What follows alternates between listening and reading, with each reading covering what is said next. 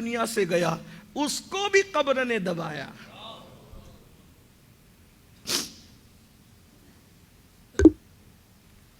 نبی کے بیٹے، حقیقی بیٹے، جن کے بارے میں فرمایا کہ میرے بعد اگر کوئی نبی ہوتا، ایک حدیث تو یہ کہ عمر ابن خطاب ہوتے، اور ایک مقام پہ فرمایا اگر قاسم اور ابراہیم جوان ہوتے تو وہ نبی ہوتے، مگر چونکہ بعد میں نبوت تھی نہیں اس لیے اللہ نے مرد ہونے سے پہلے ان کو دنیا سے اٹھا لیا.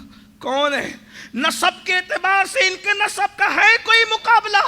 اور اس کے بعد صحابہ کہتے ہیں کہ جب سیدہ زینب بنت محمد کا وصال ہوا، میں حضور کے شہزادے اور شہزادیوں کا ذکر کرنے لگا، فرمایا جب زینب بنت محمد کا وصال ہوا تو ہم نے حضور کو بہت غمگین پایا، بار بار آسمان کی طرف اٹھا کر کے نظر دیکھتے تھے اور ان کے لیے دعا کرتے تھے. پھر قبر میں اترے اور پھر دعا کی. ہم نے عرض کی آقا آج اب ہم آپ کو بہت غمگین دیکھ رہے ہیں. فرمایا ہاں میری بیٹی کمزور ہے نا، تو میں سوچتا تھا کہ اس کمزور کو قبر دبائے گی، تو میں اللہ سے دعا کر رہا تھا کہ مولا میری بیٹی پہ رحم فرما، میری بیٹی پہ رحم فرما. پھر میں نے اللہ سے دعا کی تو بعد میں قبر میں رکھنے کے بعد بھی میری بیٹی زینب پر رحم کے بعد میری بیٹی زینب کو جب قبر نے دبایا تو ایسی آواز بلند ہوئی کہ انسان اور جن کے علاوہ پوری مخلوق نے اس آواز کو سنا.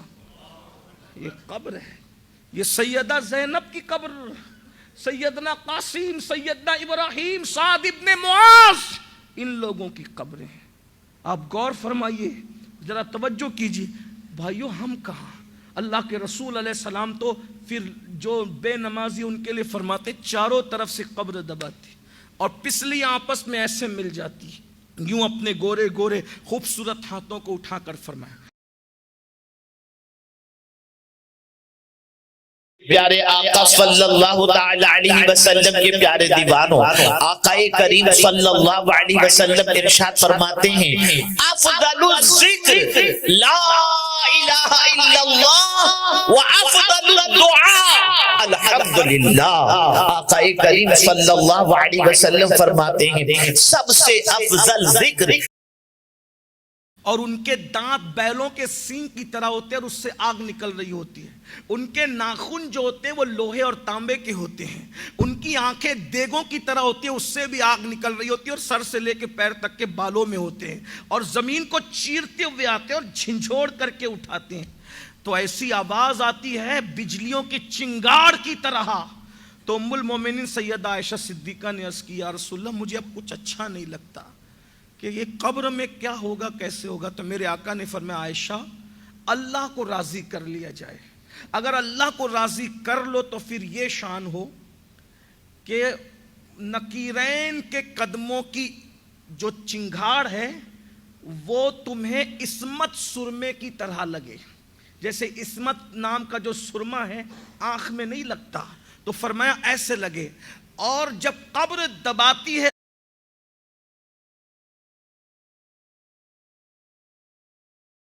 ان سے جن سے اللہ راضی ہوتا ہے، بہت دنوں کے بعد بچھڑنے کے بعد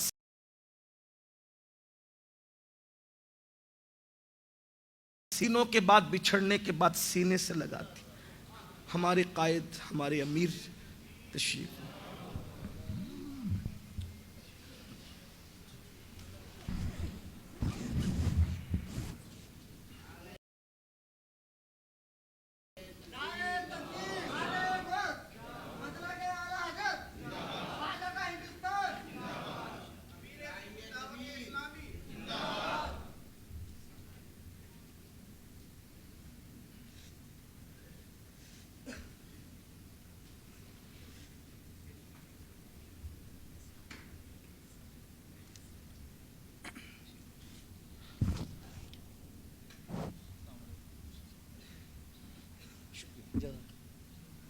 یہاں تشریف لیں، نہیں یہاں آپ آ جائیں ہو جائے.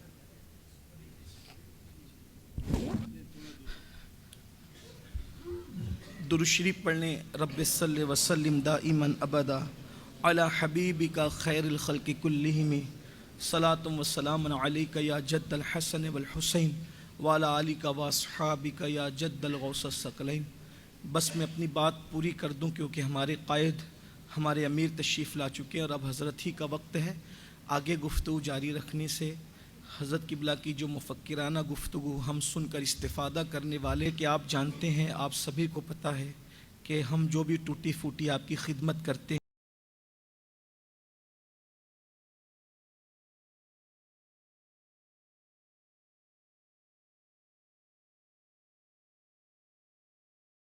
ہیں آپ سبھی کو پتہ ہے کہ ہم جو بھی ٹوٹی پھوٹی آپ کی خدمت کرتے ہیں۔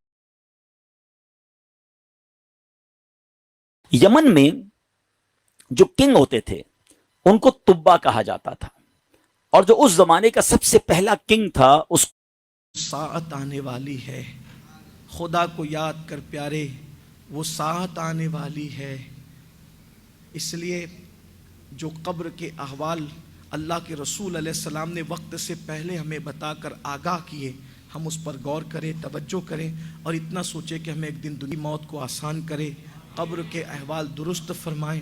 اللہ ہم سب کے ایمان اور عقیدے کی حفاظت فرمائیں۔ اگر کوئی غلطی ہو اللہ تعالیٰ معاف فرمائیں۔